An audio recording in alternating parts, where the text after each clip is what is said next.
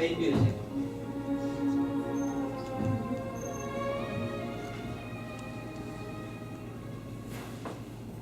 Oh, it looks a little brighter. I think it's gonna clear in about. Newton, you have been seeing that bright place for 2 days now. You're just stir crazy. Ah, sweet mystery of life. At last I remember. Mr. Manners. Sorry. Thank you. Has anybody seen the Sunday paper? Not a soul, Mrs. Fuller. Mr. Manager has been sitting on it since 9 o'clock this morning. I tried to get the sports section out from under him, but no luck. You know, he has been sitting on that paper long enough to hatch out Monday's edition. Want anything, Miss Wilcox?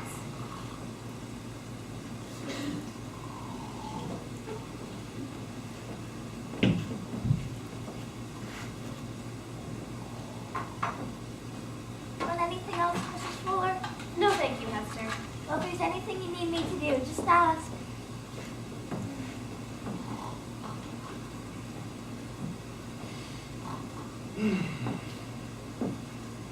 Oh, would anybody care for a drink?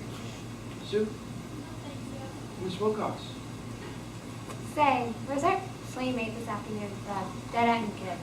He's around somewhere. Don't trifle with your luck. Plenty enough you've got there, Mrs. Fuller. Oh, yes. Just as we were about to go to sleep, we heard a voice in the bed. Newton, did you hear that? Oh, just go check the weather. Well, go over there, will you?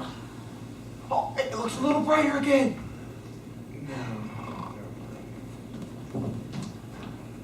Tell me, Susan, does Miss Wilcox ever say anything? Oh, yeah, she talks, Mrs. Fuller. Well, just before she goes, have her say hello, will you? It's been just lovely, hasn't it? Rained for 2 solid days. Hello there. I must have dozed off there for a little. Now, how long have I been asleep for? Since 9 o'clock this morning, Uncle Stanley. Oh, Newton, is that door open again? I feel a draft. Oh, yes, I'm sorry, Uncle Stanley. Ah, now it's better. You see, the reason I'm so fussy about drafts is, well, when I was just a little shaver, my seat in school, it was right next to the window, you see, and, well, I kept getting cold. So, one day, it finally occurred to me that, well, if I put a piece of wood in the window pulley, well, they couldn't open it. So that's what I did, and they never could open that window again. Well, what do you think of that? Well, what's that? Oh, come out of there, Raymond. Come on, Raymond. Boy, if you didn't have any money, would you have trouble with those stories? My gosh, Newton, if this were my house, I'd give that boy a chastising he would soon forget. Sure. Here's the sun! Finally, at last. I told you it was coming, Annabelle. I've been watching that spot for 2 days now. Come on, everybody. Let's go swimming. Oh, good. I'm dying for a swim. Look at the sun, will you? Come on, Madge. Aren't you coming? Yes, I'm coming, Sue. You certainly have been a gracious hostess, and it's so awfully fine to be here. Stop pestering me, will you, Steve? All right. Close that door, Newton. There's a draft in here. Oh, yes, of course, Uncle Stanley. Say, where'd the Sunday papers go? I had them right here. Oh, did you? Now, who could... Oh, Annabelle, you aren't sitting on Uncle Stanley's paper. Oh, so you are. Sorry, Newton. Just keeping them warm for Uncle Stanley. Thank you, Annabelle. Oh, here you go, Uncle Stanley. Now, thank you, Newton. Sun's out. Would you like to go for a walk, Uncle Stanley? I'm afraid not, Newton. That darn boy's giving me a bit of, well, indigestion. I think I'll stay here and take a little rest.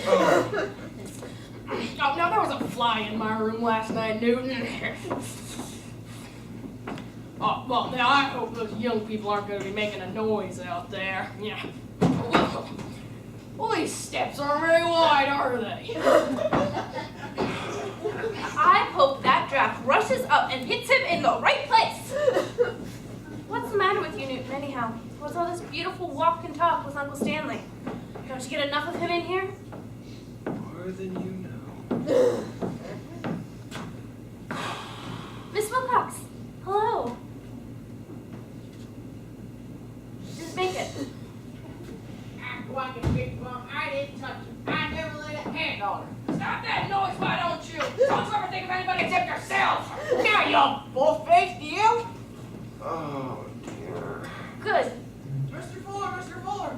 Mr. Fuller, we struck it! We struck water! You mean it, Mr. Kimber? No kidding, we really did? Yes, sir. This is it, all right? 40 gallons a minute. Darnest thing you ever saw. You sure it's water, not oil? I'd rather have water. Yes, ma'am. I didn't want to tell you till we had checked up on it. But we struck it 2 hours ago. This is it, all right? 40 gallons a minute. How's that, Mr. Fuller? Oh, that's fantastic! Mr. Fuller? Mr. Fuller, you've just put down a well on my property. You are drawing my water. No, but Mr. Kimber, it's not... No, that well, it's on our property. Don't tell me. Look at your deed. Your property ends by the brook. Why don't you look at the deed first, instead of having a man go out and dig wells wherever he pleases? Now, look here, Mr. Prescott. Even though the well is on your property, couldn't you allow us to use it? We've been trying all summer to get water. Madame, this well has tapped into my spring. It is drawing my water. I just tried to fill my swimming pool, and there was no water. There's no water anywhere in the house. No wonder we got 40 gallons a minute. Well, Mr. Fuller, do you plug it up, or do I have my men do it and send you the bill? You better go tell the men, Mr. Kimber. Yes, sir. Thank you very much. And thank you, Mr. Prescott. Now, since you're so fussy about private property, suppose you get off ours. I'll be glad to, Mrs. Fuller. It may interest you that I am on the board of directors of the bank that is foreclosing this property, and I will take great personal pleasure on Tuesday escorting you off it. Good day. What did he say, Newton? I didn't really hear, to be honest, Annabelle. Come on, out with the truth.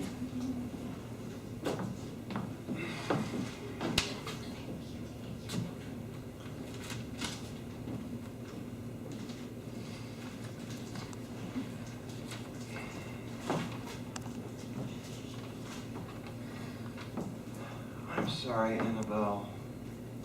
It's okay. Just kind of a shock. Foreclosing.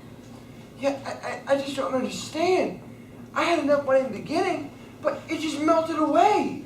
Why didn't you tell anyone, Newton? Why did you keep it all yourself? I would have understood. Well, I knew how you felt about the place, Annabelle. And I was one who got us into this. I just didn't have the heart to tell you. You know something? I was beginning to like it. I was beginning to like it a lot. Were you really, Annabelle? Yeah, I was. $5,000, Newton. How much can we raise on your insurance policies? I've done that already. Tuesday. It's the day after tomorrow. Yeah, I don't know how I've been at these last 2 days. I just don't get it. I don't know how I've made it. I've only been able to think of one way to save the house from foreclosure. But Uncle Stanley. by chance that is. Well, you never know. He might. I mean, after all, I'm going to get that money someday. I'm just asking for some of it now. Just $5,000 to save the house. He ought to be willing to do that. You're right. Oh, if only he would. Suppose we both go after him. I'll come on in on it too. You'll see some of the finest buttering up since 1912. We've got to get that money. We must. Excuse me. What's all that about? There's a heck of a situation up in Yale, up in Yale. There's a heck of a situation up in Yale. Stop that singing! I'm taking a rest! Who the heck cares? I'll tend to you! Hear that boy. Newton, I am packing up and I'm leaving. I will not stay in that boy another minute. No, Uncle Stanley, you'll do no such thing. I think you've been so sweet about it. I can't tell you. A saint. That's what you've been, Uncle Stanley. An absolute saint. Well, I'm not a saint or anything like one, but I don't want to seem fussy. Fussy, Uncle Stanley. Newton, did you hear that? Uncle Stanley said he was fussy. Yeah. Now come sit in your chair, Uncle Stanley, and Newton make sure all the windows are closed and the doors. There's no draft in our Uncle Stanley. You know, when you were upstairs, I started laughing all over again about your story of putting the wood in the window. Oh, it was a rather clever idea, wasn't it? Just for a just for a little shaver. Only 6 and 7. That's all you were, Uncle Stanley. I know. How about a cigar, Uncle Stanley? Would you like a cigar? Boy, there.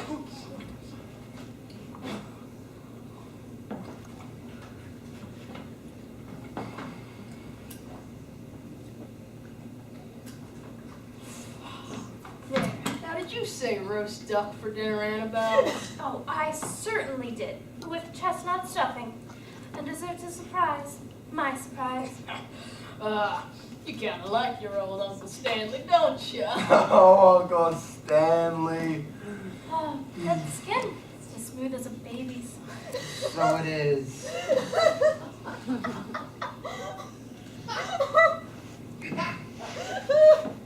Uncle Stanley. Oh, yes,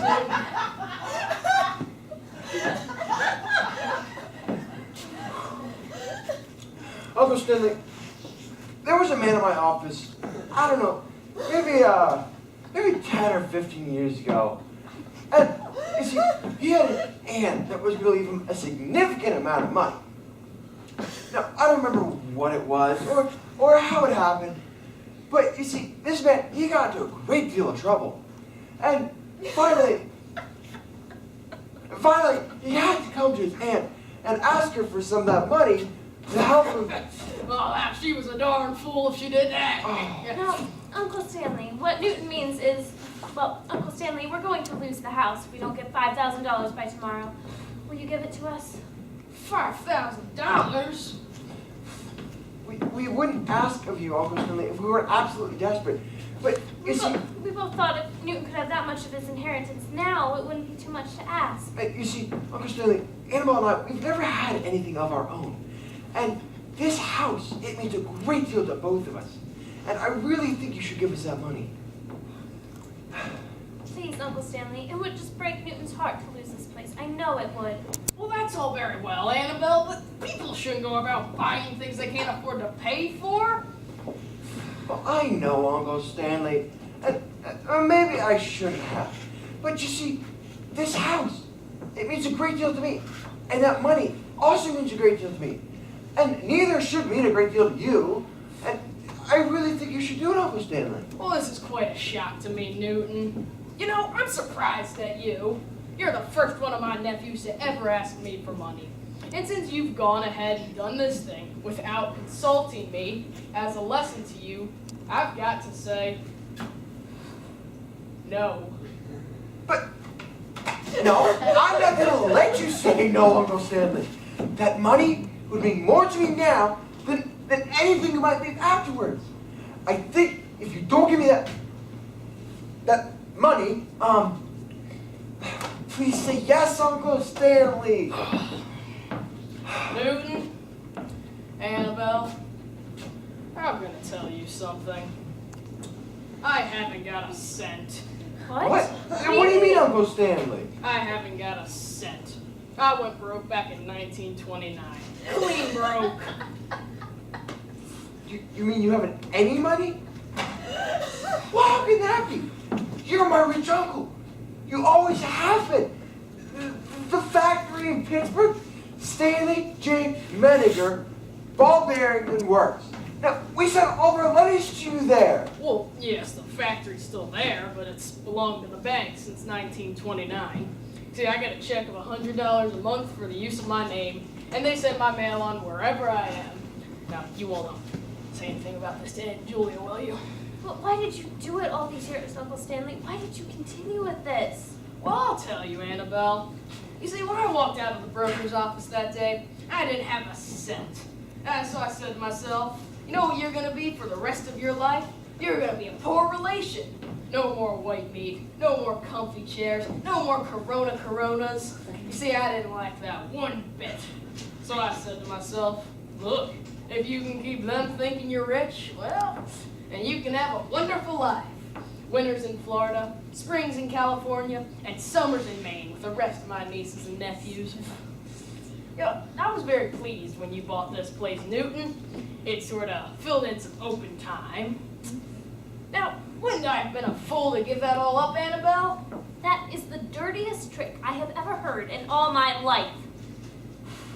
Well, look at it this way, Annabelle. Look at all the happiness I've given you. You see, thinking you were going to get that money someday? Well, in the meantime, it hasn't done anybody any harm. And I've had one heck of a time. Now, is that so terrible, Annabelle?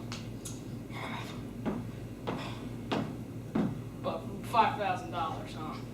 Well, look, if I had $5,000, do you think I'd be here?